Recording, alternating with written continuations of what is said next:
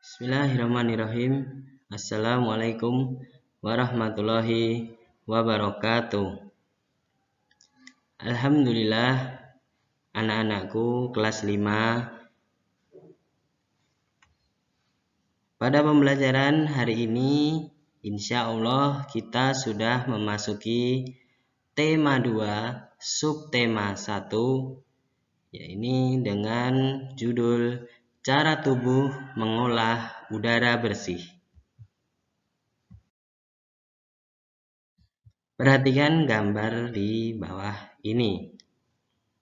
Udara bersih bagi kesehatan. Di situ ada sebuah gambar yang menunjukkan tentang lingkungan. Kira-kira itu lingkungan apa?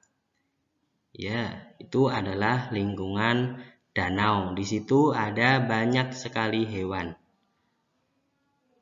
Perhatikan dengan seksama dulu sebelum kita lanjut.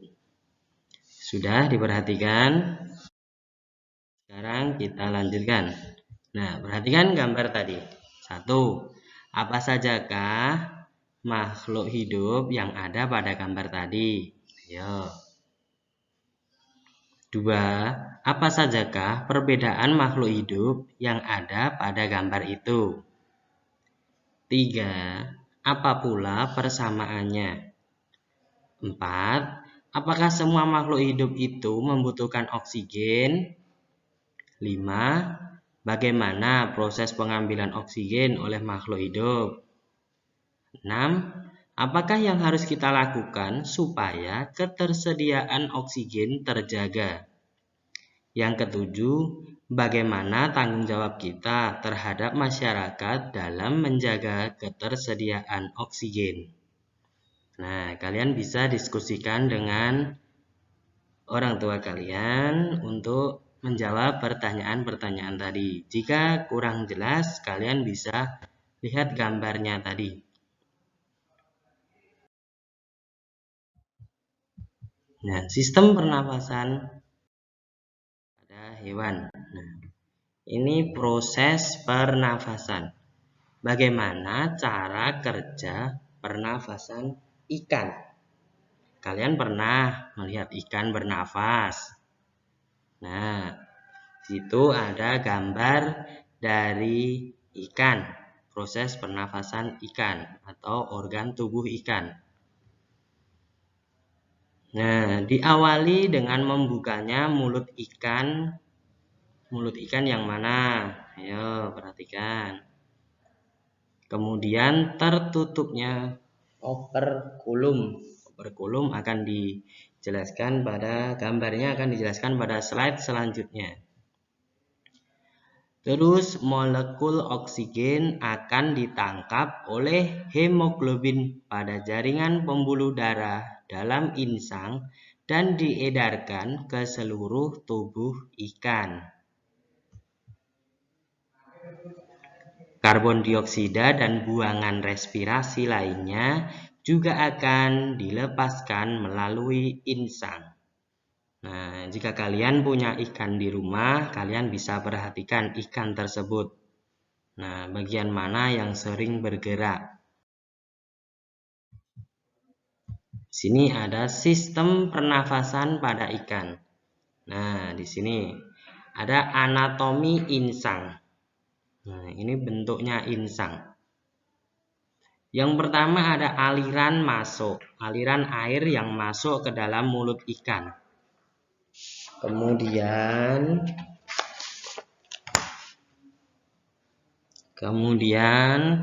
air itu masuk ke mana tadi?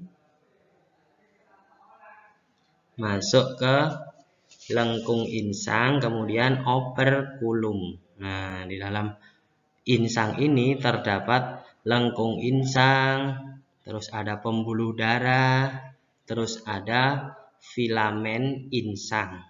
Nah, bisa diperhatikan gambarnya seperti ini.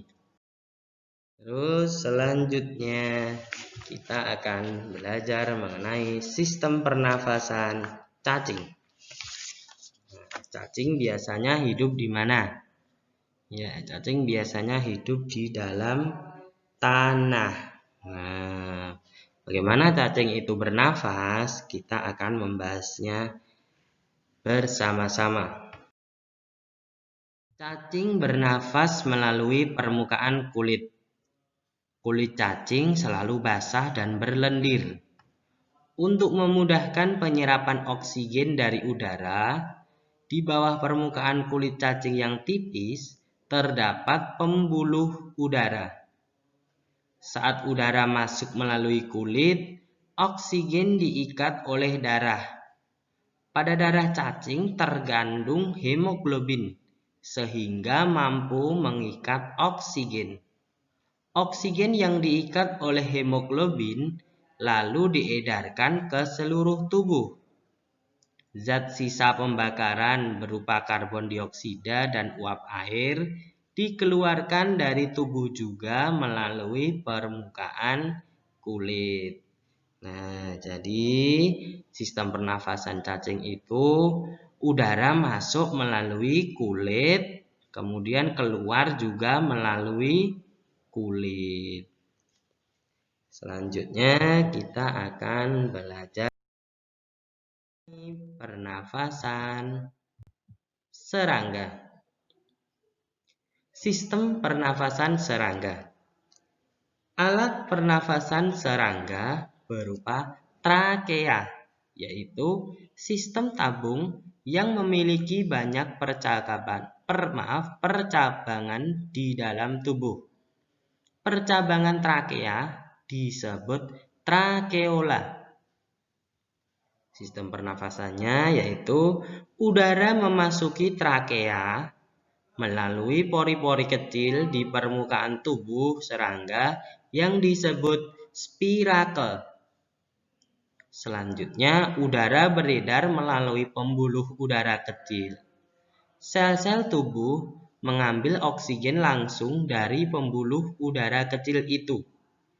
Karbon dioksida dari sel akan mengalir ke trakeola, lalu dibuang melalui lubang spirakel. Bisa dilihat di gambar di samping ini, bisa mewakili gambarnya. Kita akan belajar sistem pernafasan katak. Nah, ada gambar katak di samping ini, anatomi tubuh katak. Nah, akan saya jelaskan mengenai sistem pernafasan katak. Katak itu ketika lahir tidak langsung menjadi katak, tetapi ketika lahir menjadi apa dulu? Ayo. Menjadi berudu dulu, kemudian bertahap sampai menjadi katak. Saat masih berupa kecebong, katak hidup di dalam air dan bernafas menggunakan insang. Insang kecebong terletak di luar tubuhnya dan terdiri atas lembaran-lembaran kulit halus, mengandung kapiler darah. Setelah berumur 9 hari, kecebong bernafas menggunakan insang dalam. Insang dalam akan menyusut seiring mulai berfungsinya paru-paru. Dan katak muda pun tumbuh menjadi katak dewasa. Katak dewasa bernafas menggunakan paru-paru dan permukaan kulit. Jadi sistem pernafasan katak itu ada dua cara. Saat masih kecebong, katak bernafas menggunakan apa? Insang. Sedangkan setelah menjadi katak dewasa, katak bernafas menggunakan paru-paru dan permukaan kulit. Nah, ada yang masih ingat tidak? Perubahan dari kecebong menjadi katak itu disebut proses apa? Yo. Namanya proses metamorfosis. Yang masih ingat. Selanjutnya kita bahas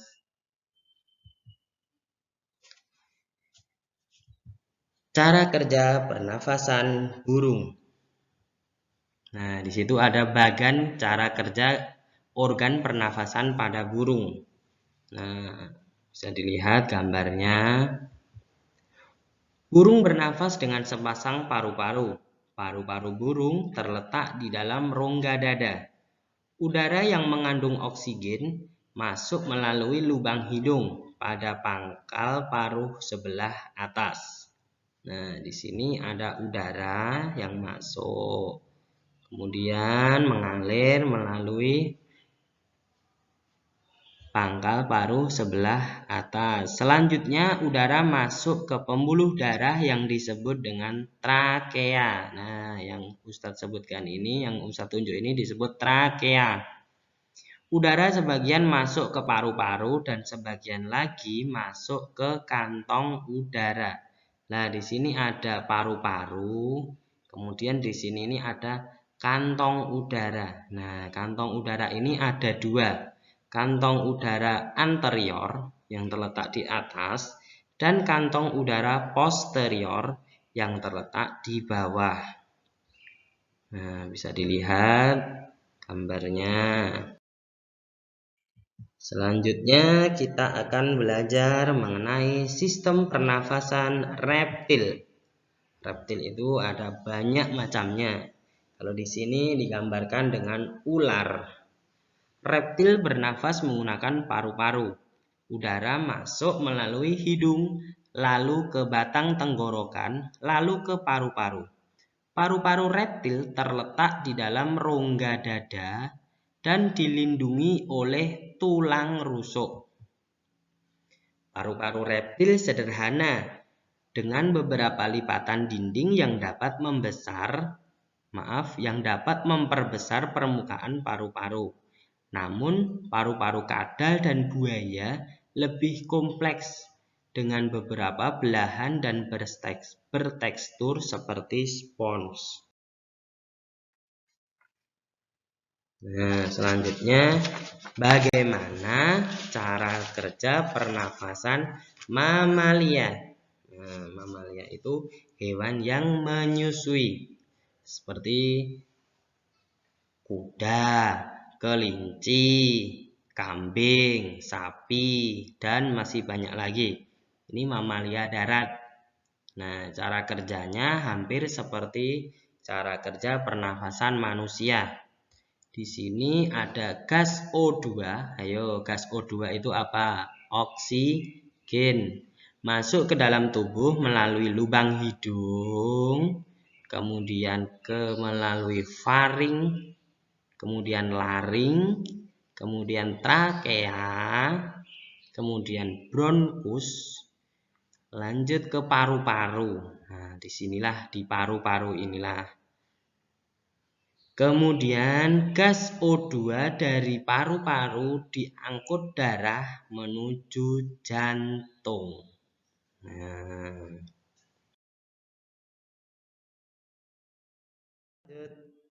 proses pernafasan mamalia air. Nah, di sini ada gambar lumba-lumba.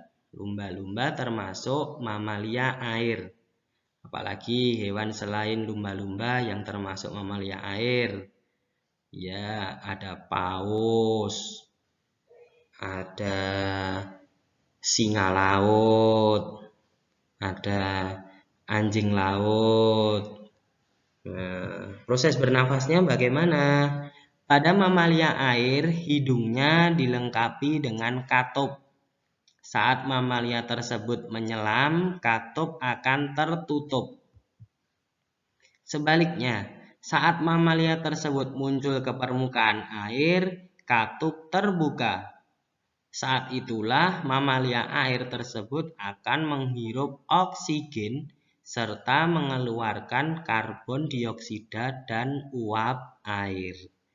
Nah, walaupun lumba-lumba ini hidupnya di air, tapi dia bernafas membutuhkan oksigen. Jadi tetap harus ke permukaan air untuk mengambil oksigen. Nah, dari penjelasan tadi, semoga kalian bisa memahami apa yang ada di dalam materi ini. Jika belum, bisa diulang-ulang videonya sampai dengan kalian paham. Selanjutnya, untuk tugasnya, kalian bisa membuat bagan cara kerja organ pernafasan.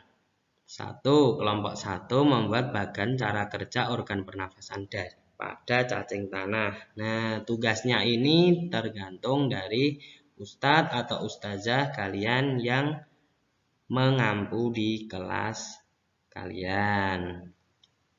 Selanjutnya, tugas kerjakan uji kompetensi di buku paket. Nah, ini sama, tergantung kebijakan dari ustadz dan ustazah yang mengajar di kelas kalian. Demikian pembelajaran kita pada pertemuan hari ini yang telah membahas tentang cara atau sistem pernafasan pada hewan. Kita akhiri pertemuan hari ini dengan berdoa kafaratul majelis. Subhanakallahumma wa bihamdika ashhadu alla ilaha illa anta astaghfiruka wa atubu ilaik. Assalamualaikum warahmatullahi wabarakatuh.